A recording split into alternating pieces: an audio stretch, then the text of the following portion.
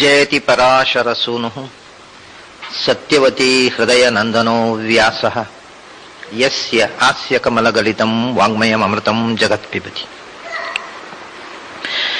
ಭುಜಗ ಭೋಗಾಭಮುದ್ಯಮ್ಯ ಹೃದಯಂ ನಿಜಭುಜಂ ದಕ್ಷಿಣಂ ಲಕ್ಷಣಾಢ್ಯಂ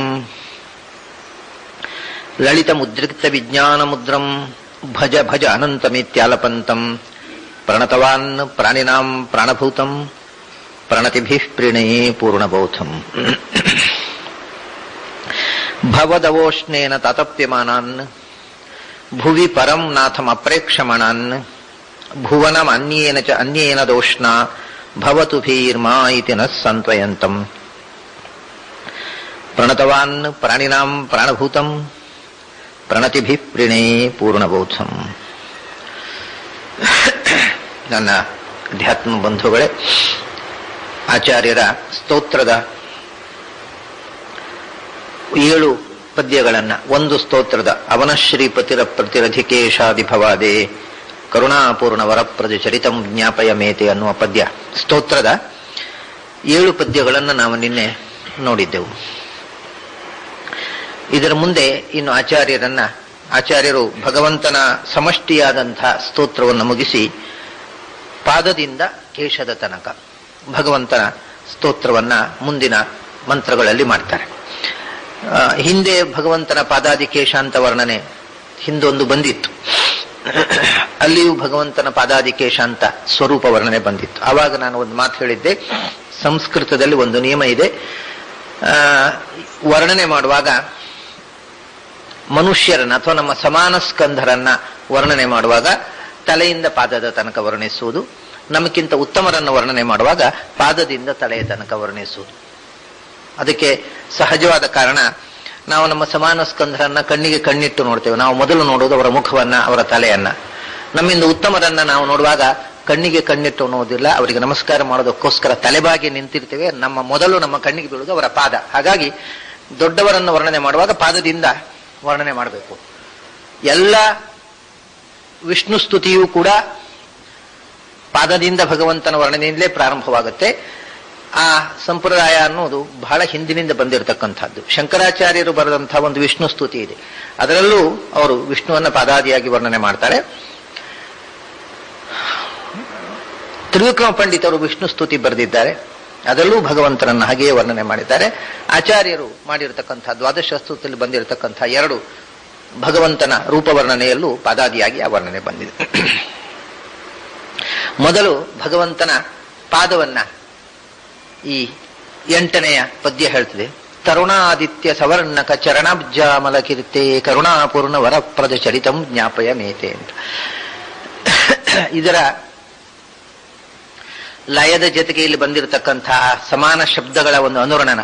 ತರುಣಾದಿತ್ಯ ಸವರ್ಣಕ ಚರಣಾಬ್ಜಾಮಲ ಕೀರ್ತೆ ಕರುಣಾಪೂರ್ಣ, 3 ಪಾದದಲ್ಲಿ ಒಂದು ಕಡೆ ತರುಣ, ಒಂದು ಕಡೆ ಚರಣ, ಒಂದು ಕಡೆ ಕರುಣ ಅಂತ ಶಬ್ದಗಳು ಬಂದು ಆ ಲಯದಲ್ಲಿ ಒಂದು ಹೊಸ ಒಂದು ಸೊಬಗನ್ನ, ಕಿವಿಗೆ ಆ ಶಬ್ದಗಳ ಅನುರಣನದಿಂದ ಒಂದು ಹೊಸ ಅನುಭವವನ್ನು ಬರುವಂತೆ ಈ ಪದ್ಯ ಇದೆ.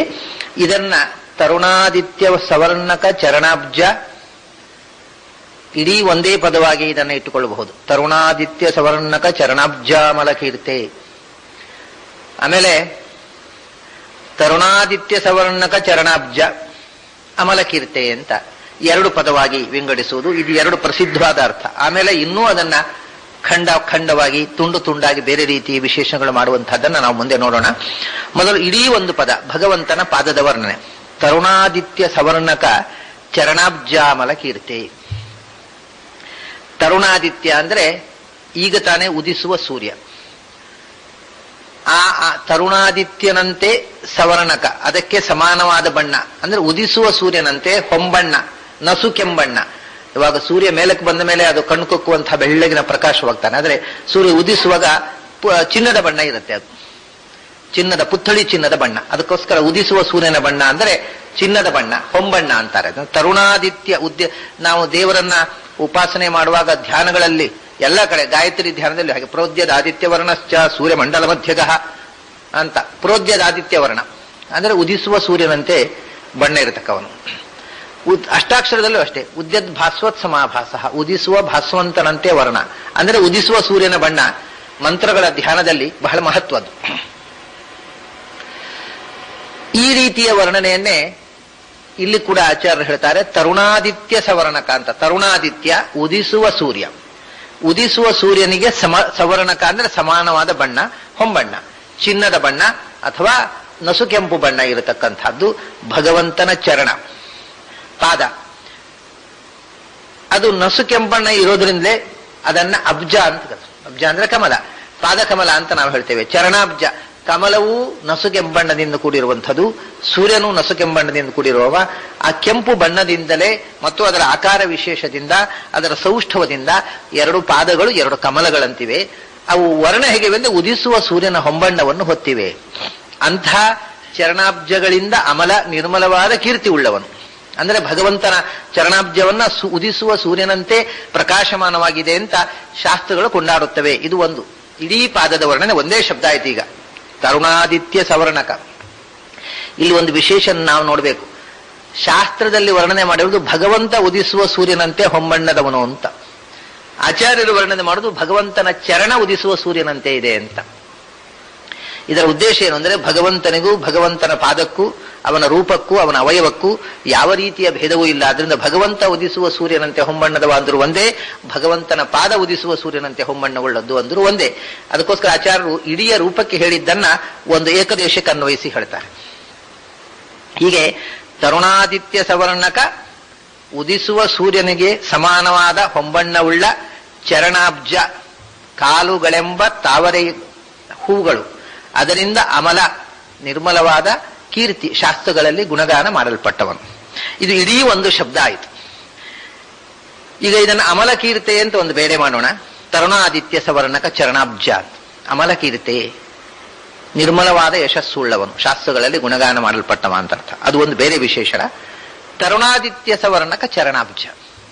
ಚರಣಾಬ್ಜ ಪಾದಕಮಲ, ಅದು ತರುಣಾದಿತ್ಯನಿಗೆ ಸಮಾನವಾದ ಉದಿಸುವ ಸೂರ್ಯನಿಗೆ ಸದೃಶವಾದ ಹೊಂಬಣ್ಣವುಳ್ಳ ಪಾದಕಮಲಗಳುಳ್ಳವನೇ. ಅದು ಒಂದು ವಿಶೇಷಣ. ತರುಣಾದಿತ್ಯ ಸವರ್ಣಕ ಚರಣಾಬ್ಜ ಅಮರ ಕೀರ್ತೆ.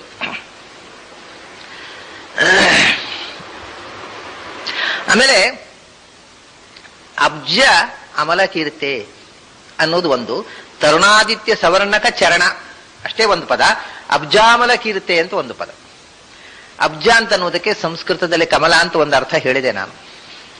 ಕಮಲದಂತೆ ಸ್ವಚ್ಛವಾದ ಕೀರ್ತಿ ಉಳ್ಳವ ಅಂತ ಮೇಲು ನೋಟಕ್ಕೆ ಕಾಣುವ ಅರ್ಥ. ಇನ್ನೊಂದು ವಿಶೇಷವಾದ ಅರ್ಥ ಇದೆ. ಕಮಲ ಅಬ್ಜ ಅಂತಂದ್ರೆ ಸಂಸ್ಕೃತದಲ್ಲಿ ಚಂದ್ರ.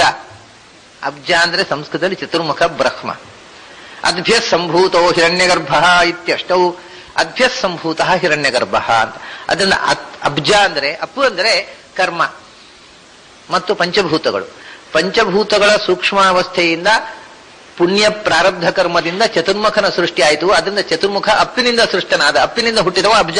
ಚತುರ್ಮುಖ ಬ್ರಹ್ಮನಿಗೆ ಅಬ್ಜ ಅಂತ ಹೆಸರು ವೇದದಲ್ಲಿ ಹೇಳಿದ್ದಾರೆ. ಹಾಗಾದ್ರೆ ಅಬ್ಜಾಮಲ ಕೀರ್ತೆ ಅಂದ್ರೆ, ಅಬ್ಜ ಅಂದ್ರೆ ಚತುರ್ಮುಖ ಬ್ರಹ್ಮ, ಅವನಿಗೆ ಅದು ಅಷ್ಟೇ ಅಲ್ಲ, ಅಪಯೇವ ಸಸರ್ಜಾದು ತಾಸು ವೀರ್ಯಂ ಅವಾಸೃಜತ್ ತದಂಡಂ ಅಭವದ್ಧೈಮಂ ಸಹಸ್ರಾಂಶ ಸಮಪ್ರಭಂ.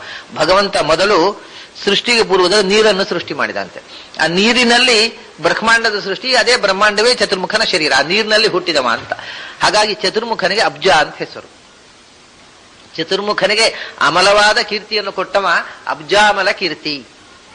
ಚತುರ್ಮುಖನಿಗೆ ಜೀವಗಣಗಳಲ್ಲೇ ಸರ್ವಶ್ರೇಷ್ಠ, ಸರ್ವಜೀವ ನಿಯಾಮಕ, ಸರ್ವಜೀವಾಭಿಮಾನಿ ಅಂತನತಕ್ಕಂಥ ಅತ್ಯಂತ ಶ್ರೇಷ್ಠವಾದ ಪದವಿಯನ್ನು ಕೊಟ್ಟವ.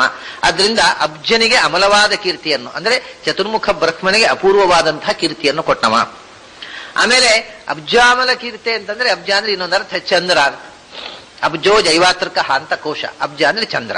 ಯಾಕೆಂದ್ರೆ ಸಮುದ್ರ ಮಥನ ಮಾಡುವಾಗ ಸಮುದ್ರದ ನೀರಿನಿಂದ ಚಂದ್ರ ಹುಟ್ಟಿದ ಅಂತ ಅನ್ನತಕ್ಕಂಥದ್ದು. ಹಾಗಾಗಿ ಚಂದ್ರನಿಗೆ ಅಬ್ಜ ಅಂತ ಹೆಸರು.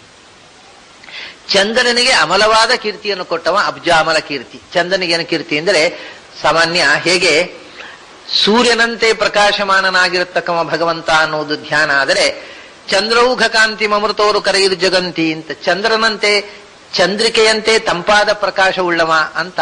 ಅಷ್ಟೇ ಅಲ್ಲದೆ ಚಂದ್ರಮಂಡಲದಲ್ಲಿ ಸನ್ನಿಹಿತನಾದಂತಹ ಧನ್ವಂತರಿಯನ್ನು ನಾವು ಧ್ಯಾನ ಮಾಡಬೇಕು. ಹಾಗಾಗಿ ತಾನು ಧನ್ವಂತರಿ ರೂಪದಿಂದ ಚಂದ್ರನಲ್ಲಿ ಸನ್ನಿಹಿತನಾಗಿ ಚಂದ್ರನಿಗೆ ಅಪೂರ್ವವಾದ ಕೀರ್ತಿಯನ್ನು ಕೊಟ್ಟವ. ಭಗವಂತನ ಸನ್ನಿಧಾನ ವಿಶೇಷಕ್ಕೆ ಪಾತ್ರನಾದವ ಅವನು. ಧನ್ವಂತರಿ ಅದರಲ್ಲಿರೋದು ಅಷ್ಟೇ ಅಲ್ಲ, ಧನ್ವಂತರದಲ್ಲಿ ಇರೋದ್ರಿಂದ ಚಂದ್ರನಿಗೊಂದು ವಿಶೇಷ ಶಕ್ತಿ ಬಂತು. ಏನು ಅಂದ್ರೆ, ಎಲ್ಲ ಗಿಡಮೂಲಿಕೆಗಳು ಚಂದ್ರನ ಬೆಳದಿಂಗಳಿನಿಂದ ಶಕ್ತಿಯನ್ನು ಪಡೆಯುವವು. ಅವನು ಅದರಿಂದ ಅವನಿಗೆ ಸೋಮ ಅಂತ ಹೆಸರು ಬಂತು. ಲತಾ ಎಲ್ಲಾ ವನಸ್ಪತಿಗಳಿಗೆ ಅವನ ಅಭಿಮಾನಿ ಸೋಮ. ಹಾಗಾಗಿ ನಾವು ಉಪಯೋಗಿಸ್ತಕ್ಕಂಥ ಎಲ್ಲ ಔಷಧದ ಬೇರುಗಳು ಕೂಡ ಅದರ ಅಭಿಮಾನಿ ದೇವತೆ ಚಂದ್ರ. ಹಾಗೆ ಸಮಸ್ತ ಔಷಧಿಗಳ ಪತಿ.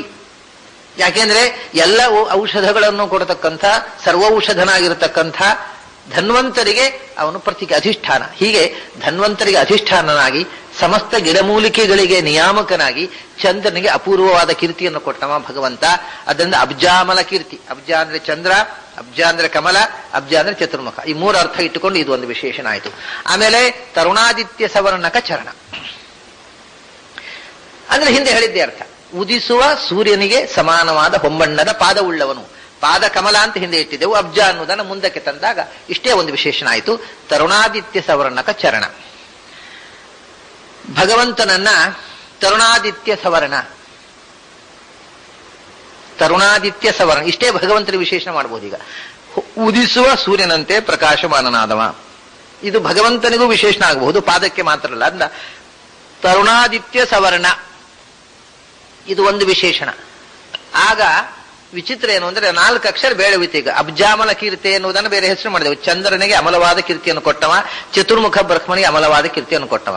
ತರುಣಾದಿತ್ಯ ಸವರ್ಣ ಅಂದ್ರೆ ಉದಿಸುವ ಆದಿತ್ಯನಂತೆ ಹೊಂಬಣ್ಣದಿಂದ ಬೆಳಗುವವ. ಮಧ್ಯದಲ್ಲಿ 4 ಅಕ್ಷರ ಉಳಿದೀಗ ಕಚರಣ ಅಂತ. ಕಚರಣ ಅಂತಂದ್ರೆ ಕಚದಿಂದ ರಣವನ್ನು ನಿರ್ಮಾಣ ಮಾಡಿದವ ಅಂತ. ಕಚ ಅಂದ್ರೆ ದ್ರೌಪದಿಯ ತಲೆಮುಡಿ. ಕಚ ಅಂದ್ರೆ ತಲೆಮುಡಿ.